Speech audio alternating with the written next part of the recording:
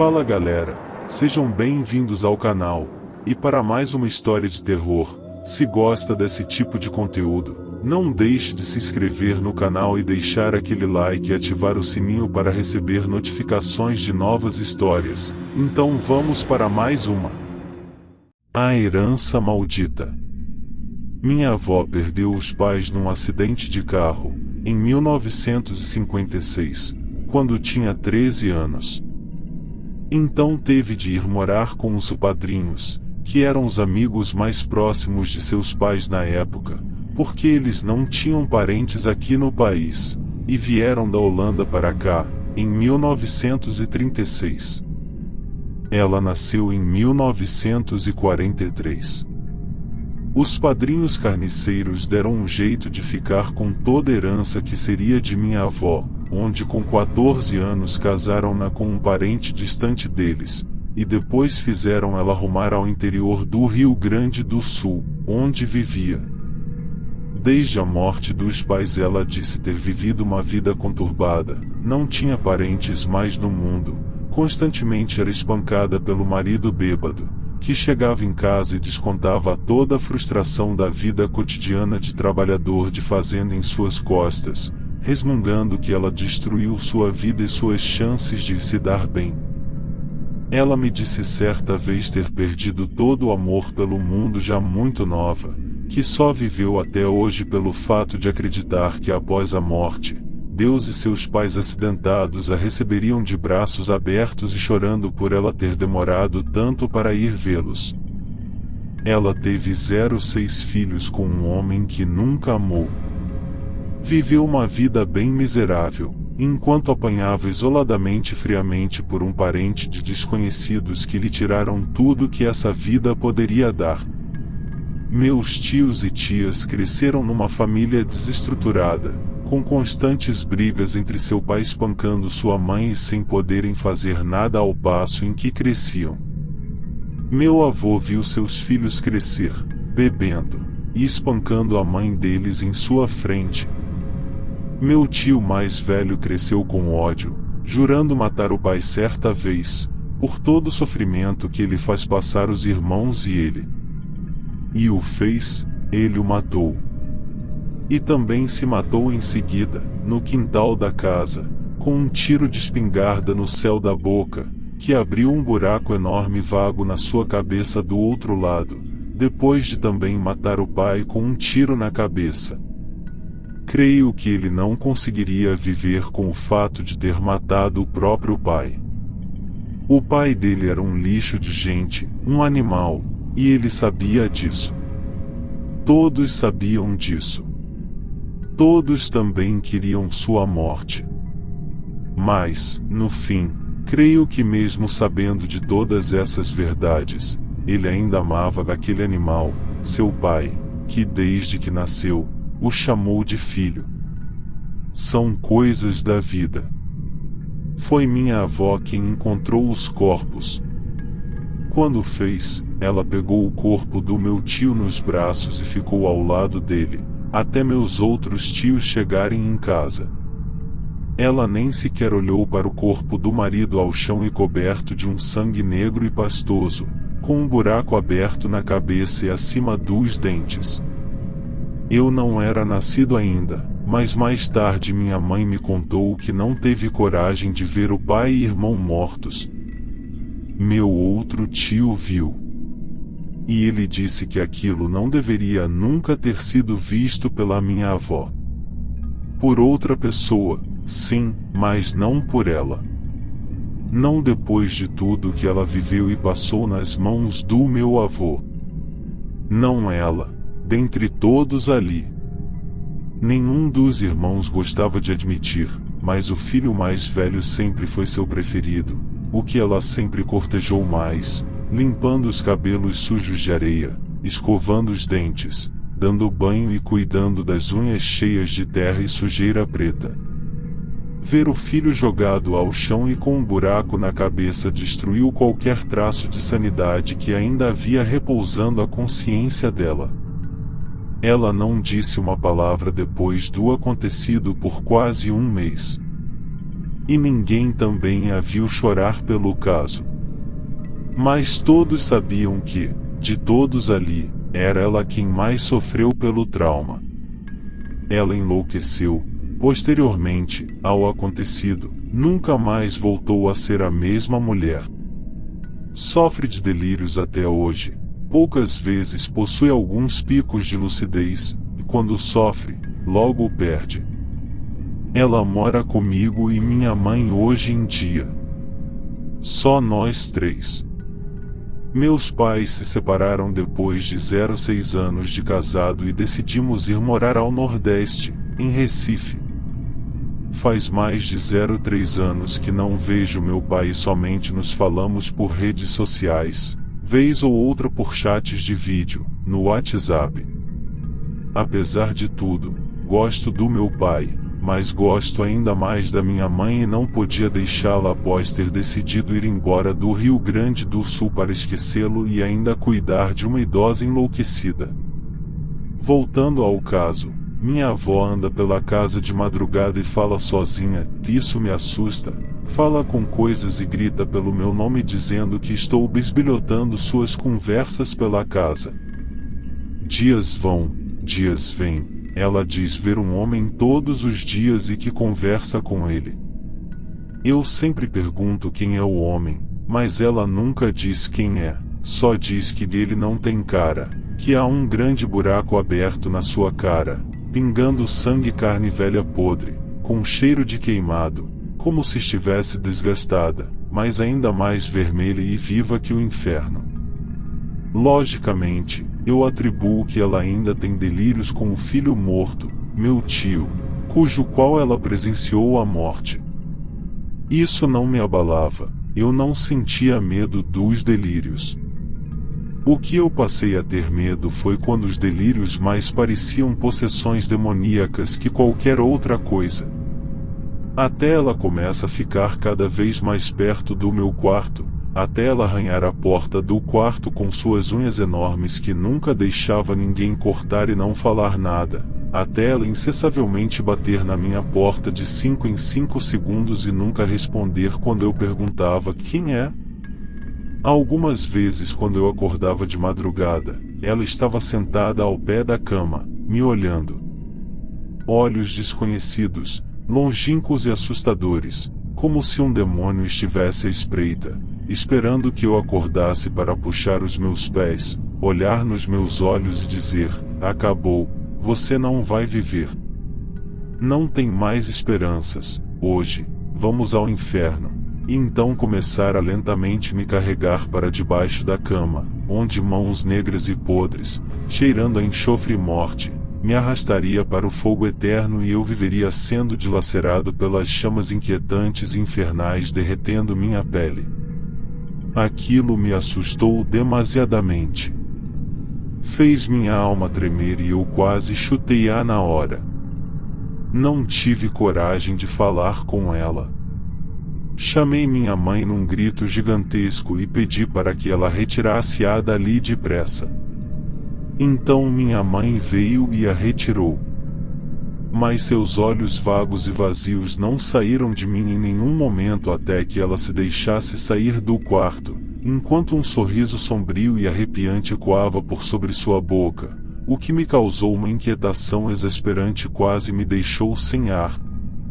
Naquela noite, pedi para minha mãe não deixar mais que ela entrasse no meu quarto. Nem quando eu estivesse dormindo e nem nunca. Comecei a trancar o meu quarto e conversei com minha mãe sobre isso, sobre minha avó estar mais que somente louca, sobre ela estar me assustando e sobre eu não querer mais morar com ela. Mas ela não me deu atenção, disse somente para que eu parasse de incomodar minha avó louca. Como se fosse eu quem estivesse incomodando-a. Outra noite, tive que trancar o quarto porque ela queria entrar e começou a gritar. Há noites em que ela faz silêncio, outras em que ela chama meu nome. John, vem aqui fora, ele quer te ver, John, vem aqui fora, ele quer falar com você. Eu sempre pergunto, quem quer me ver, mas aí ela se cala e dá uma risada macabra, e isso me assusta mais que o próprio inferno. Outra noite eu acordei e quis ir na cozinha. Ela não estava no sofá, como de costume. Fui até a sala de estar. A porta da casa estava aberta. Ela estava na varanda, onde há uma grande janela para um terreno vazio, cochichando sozinha, no escuro e em um ruído não traduzível. Não pareceu notar minha presença ou estava concentrada demais em sua conversa, delírio pessoal, que nem quis me dar atenção. Me aproximei mais, mas não chamei-a, apenas estendi minha mão para tocar em seu ombro, quando, de repente, ela segura minha mão sem ao menos olhar para mim, enquanto estava de costas. Meu coração disparou e minha garganta fechou. Eu não costumava imaginar isso, mas se houvesse um momento em que mais achei que poderia morrer e ou que ela poderia ter me matado se quisesse, seria naquele momento. Sua mão esquerda, mais fria que a de um cadáver congelado, era extremamente forte, muito forte para uma senhora débil mental, com seus generosos 1,55 de altura e seus 52 quilos. Ela segurou minha mão forte o suficiente para machucar e olhou para mim com os mesmos olhos carnívoros que me olhou ao pé da cama. Ela apontou o outro braço para o nada negro do terreno e, pela primeira vez naquela noite, eu achei que havia algo ali. Uma terceira presença que eu nunca havia notado em minha vida.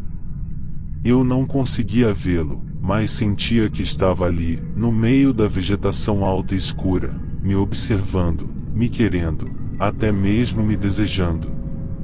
O pavor em meu rosto era notável, minha garganta seca e o rosto pálido só conseguia olhar para o escuro vazio onde ela apontava. E eu acreditava ser melhor assim, não queria olhos naqueles olhos demoníacos dela de novo. Não centrados ao meu lado, pois sabia que se eu olhasse, era o mesmo que estar olhando para o rosto e olhos do próprio diabo querendo devorar minha alma em mordidas lentas e dolorosas. Olhar o vazio negro e assustador era mais reconfortante que isso. Em meio ao meu pavor, ela aperta minha mão mais forte e diz, com uma voz grossa e amedrontadora que nunca lhe pertenceu, então, consegue ver agora? Ele está aí, bem à sua frente. E ele lhe quer, John, ele quer seu sangue e sua morte. Como ele morreu, como ele teve que morrer, você também vai. E ele, comigo, irá beber seu sangue e o de sua mãe para que assim possamos viver juntos para sempre. Antes de permitir que aquela voz horrível continuasse proferindo qualquer tipo de absurdo insólito, soltei meu braço do repuxe dela e corri para o meu quarto, tranquei a porta e gritei o mais alto que pude pela minha mãe. Minha mãe tinha um sono pesado, mas o nível dos meus gritos estavam tão altos que eram capazes de derrubar aquela casa. A minha avó, ou o que quer que ela fosse naquele momento, me seguiu e começou a bater na porta, gritando, "Você não vai fugir, John, você não pode. Eu já estou aqui, ele já está aqui, é só uma questão de tempo, John, você vai morrer e a vovó vai cuidar de você, e de seu corpo, das suas entranhas, e quem sabe, dos seus pulmões. Já comeu pulmões, John? Que gosto será que os seus têm?" A voz ainda possuía o mesmo tom demoníaco de antes, só que, ao passo em que minha mãe acordou e se aproximou da porta do seu quarto, o grave daquela voz foi perdendo força e minha avó foi parando de falar aquelas coisas horríveis, voltando ao seu tom de fala fraco e normal, somente batendo na porta quando minha mãe finalmente sai do seu quarto e diz, "E mamãe, já não pedi para pará-lo de o assustar." Ela então responde, "E me desculpe minha filha, só estava com saudades do meu neto Ulisses." Afastou. Não ouvi nada demais até o resto daquela noite e simplesmente dormi para esquecer tudo aquilo, mas vez ou outra acordei de madrugada. com medo. O mais simples e puro medo de ela novamente estar no pé da cama pronta para me arrastar para o inferno. Mas ela não estava. Desde aquela noite, ela passou a cantar uma música horripilante sobre um homem deformado, que espreitava e comia crianças e adolescentes. Eu tenho 11 anos. E acredite, eu estava no meu limite. O terror que morar naquela casa tinha se tornado me fez repensar toda a minha leve vida até aquele momento. Se eu soubesse que minha própria avó me causaria mais medo do que o próprio diabo encarnado, eu nunca teria vindo morar aqui com ela e minha mãe. Mas, de toda forma, não posso deixar minha mãe aqui com ela. Eu amo minha mãe. E sempre que ela terminava de cantar, parava na porta do meu quarto, batia nela, e não dizia nada, mas estava lá. Se eu abrisse a porta, ela estaria ali e eu sabia disso. Eu não podia abrir a porta pelo fato de estar com mais medo da minha avó do que do próprio diabo. Agora eu me pergunto o que há de fato, e minha avó é louca, e tem delírios mentais pelo dor remoída da perda prematura de seu primeiro e preferido filho, ou ela realmente vê esse homem com a cara destruída e despedaçada, e incorpora sua existência enquanto amedronta a minha? De certo modo, eu não queria saber. Mas sabe, já são 12 horas e 30 minutos e eu preciso ir para a escola. Os acontecimentos conseguintes são os mais surreais de toda a minha vida e eu simplesmente não queria tê-los visto ou vivido. O horário que eu voltava da escola era sempre 18 horas e 30 minutos, 19 horas no máximo, geralmente quando o rapaz do transporte se atrasava por algum motivo específico, seja trânsito ou quaisquer outras coisas. Hoje, foi um desses dias de atraso.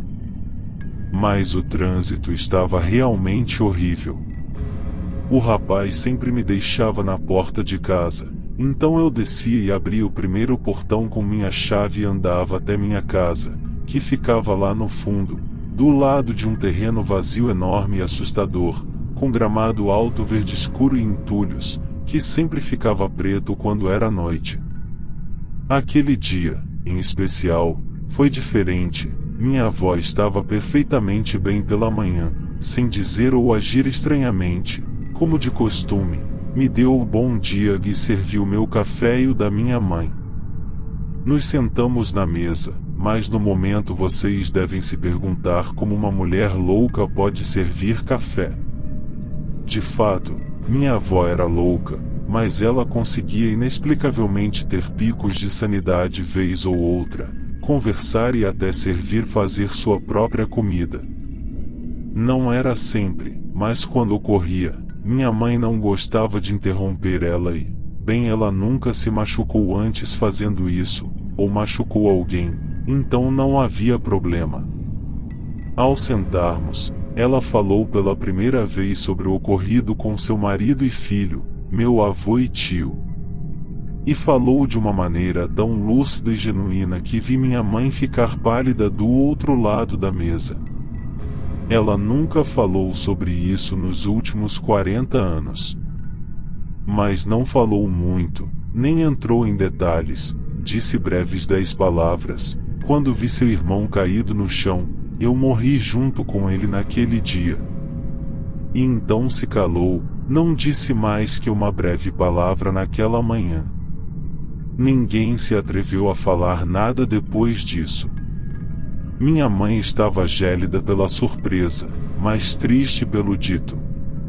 Eu não me atreveria a dizer nada por ser pequeno e também por ter ao menos uma noção da carga emocional que isso carrega para minha mãe.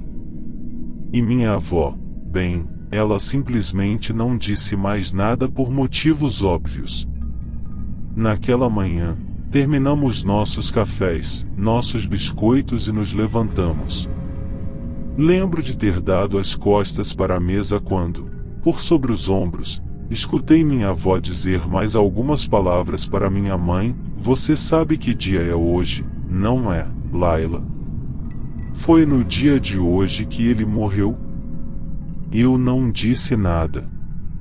Só escutei, mas escutei perfeitamente, e foi isso que mais me assustou durante o dia e que me assombra agora, ao olhar para esse terreno mais negro que o tecido espacial refletindo meu medo essa noite. Vou andando em passos vagarosos até minha casa, contando mentalmente 1,2, 2, ao me aproximar cada vez mais. Meu peito vai se fechando num medo que corrobora o motivo de tudo, e eu tenho medo de morrer. Tenho medo de saber que meu tio morreu hoje e tenho medo de saber o que aquilo que minha avó disse para minha mãe hoje significa. Então, apresso os passos. Ao aproximar-me da porta, notei que ela estava entreaberta, e então escuto aquela música demoníaca que minha avó vinha cantando dias atrás para mim. Noto que ela parece ter sentido minha presença ali e gargalhou, uma gargalhada mais oca e dolorosa, que feliz. Empurro a porta e entro. De olhos fechados. Entrei em casa de olhos fechados. E então, com mais medo do que já senti na vida, abro os dois olhos lentamente. E vejo Cristo. Eu vejo o próprio inferno. O chão da sala de estar está em uma poça gigantesca de sangue, um sangue negro e pastoso, como tinta ressecada. Está no chão e escorrendo aos meus pés. É minha mãe, morta, com um tiro de espingarda na cabeça e um buraco enorme na parte de trás do couro cabeludo. Minha avó está sentada na cadeira de balanço ao lado dela, rindo e cantarolando. Conte os passos, abra a porta, eu quero entrar, é o mal encarnado. Conte os passos, abra a porta, eu quero entrar, é o mal encarnado. Conte os passos, abra a porta, eu quero entrar, é o mal encarnado. Meu coração se fecha e eu não consigo respirar. Sinto meu peito e minhas pernas pesarem, como se estivesse preso, mas mesmo assim ameaço correr e a porta nas minhas costas simplesmente bate. E então minha avó levanta, com a voz num tom tão grave, que parecia uma legião de pessoas, melhor, de demônios se expressando por ela. Eu disse, não disse, John. Eu disse que ele existia, disse que estava aqui, mas você acreditou em mim, John? Acreditou? Não, não é? Veja sua mãe, morta no chão agora, John. Consegue ver? Hein? Acredita nele agora, John? Acredita em mim, John, hein? E então sorriu um riso macabro, com suas mais de 1000 vozes em uníssono. Minha espinha arrepia. E ela continua. Eu sempre o vi, John. E, acredite, você não vai morrer, não, não vai. Eu seria boa demais se fizesse isso, ele seria bom demais. Você deve se perguntar o porquê de tudo isso, não é? Mas não há um porquê, John. O mal existe e ele se favorece dos fracos, John. Quando você se mata, John, você vende sua alma ao diabo e tudo que é seu, ou foi seu, pertence ao mesmo. Mas isso não acaba aqui, não. Você vai viver e vai ser o próximo hospedeiro do mal, da loucura e da desgraça, John. Eu quero correr para o meu quarto e me trancar, mordo a língua para quebrar a transe e vejo minha avó possuída repetir, pode correr, e então corro em direção ao quarto, só que quando vou entrar, algo invisível esbarra em mim, que, aos poucos, deixa de ser invisível. E então um homem de terno preto e com a cara destruída pelo que parece ser um tiro de espingarda aparece diante de mim e cospe sangue morto na minha cara. E então minha avó diz: é ele, John, tudo começou por ele. Foi ele quem se matou e vendeu sua alma ao diabo no processo. Nesse momento, eu não tenho mais forças para correr, eu apenas me debulho no chão em meio ao sangue da minha mãe, o espírito vingativo e horripilante do meu tio cuspindo sangue morto em mim e minha avó possuída, me dizendo: bem, está na hora de acabar, mas você não vai morrer, John. Eu sei o que ela vai fazer, ela vai atirar na cara, como seu filho e como assassinou minha mãe. Então me encolho no canto da parede e abaixo minha cabeça entre as pernas. Não quero ver, não quero ver, não quero ver. Mas ela grita: não, você vai ver, John. Foi tudo para isso, é tudo por isso. Você vai ver. Pegue-o. E então o homem com a cara destruída me segura pelo pescoço com uma força sobre-humana, segura meus braços e puxa meu cabelo para trás, forçando minha cabeça contra minha avó possuída, que diz: acabou, John, veja. Somente veja, sua mãe morta, caída na escuridão e tomada pelo mal. Pelo diabo. Ela vai apodrecer no inferno e você não irá poder segui-la, pois você não irá morrer, você é o próximo herdeiro da escuridão, loucura e debilidade. Quando eu acabar aqui, os delírios, os demônios e os fantasmas serão seus, todos seus, para sempre. Até que você encontre outra família para continuar o ritual de destruição e loucura com outro hospedeiro. Até lá, você vive. Terminando de dizer o você vive, a avó demoníaca ajoelhou-se ao lado da filha morta, engatilhou a espingarda e apertou contra o céu da boca, que espatifou seu cérebro do outro lado e fez carne fresca e sangue virgem do seu cérebro ecoarem pela sala. O menino agora viu a legião de demônios incorporados em sua avó saírem e adentrarem no seu corpo. Todas as vozes começaram a falar ao mesmo tempo em sua mente. Tudo que ele tinha ao campo de visão era o do homem de terno preto e com o buraco na cara, que simplesmente o perseguia em qualquer direção que olhasse. Toda a loucura agora é sua, disse sua mente. Ele não conseguia andar, então sorriu, caiu. Queria dormir e ver se tudo era um sonho, mas não conseguia. As vozes na sua cabeça repetiam incessantemente coisas negativas: você vai morrer, você é louco, louco, feio, louco, lixo, lixo, e essas degradações mentais nunca acabavam. Ele então decidiu morrer. Se arrastou em 2 pés com o pingo de consciência que ainda lhe restava até o corpo morto da avó. Retirou a espingarda de sua boca e por algum momento achou que seu tio morto o impediria de se matar, mas não o faz. Ele então seguiu até ao lado do corpo da mãe e beijou-a no rosto. E disse: isso é só um sonho, vai acabar. Disse. E puxou o gatilho, mas não havia balas. Ele sorriu. Só lhe resta o seu pai. Ecoou uma das vozes em sua mente, uma que lhe parecia com sua avó. Verdade, disse ele. Ele então retira o celular do bolso e liga para o pai. O que se sucede aqui é que aos poucos, a essência demoníaca que se apoderou do corpo dele vai tomando sua consciência num nível que, aquilo que existia antes, já não existiria mais em pouco tempo.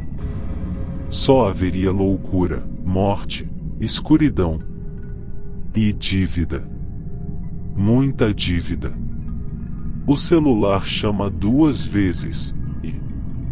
Alô, John? Disse o pai. Oi, pai, sou eu. Disse ele. Tudo bem com você, meu filho? Sim, pai. Ele não disse a verdade, o mal não permitiu. O que quer? Será que vozes na cabeça começam a assumir: eu posso ir morar com você de novo? Disse. Mas é claro, meu filho. Onde está sua mãe? Disse o pai. Ela não pode falar agora. E esse foi o último resquício de consciência do garoto. Vou pegar um voo e ir te buscar amanhã. Ok, Pepe pai. Seremos uma linda família. E na mente do garoto somente ecoou um pensamento verdadeiro: eu quero matar você, pai, você vai morrer. Fim. Se gostou, deixa o like e não esqueça de se inscrever no canal.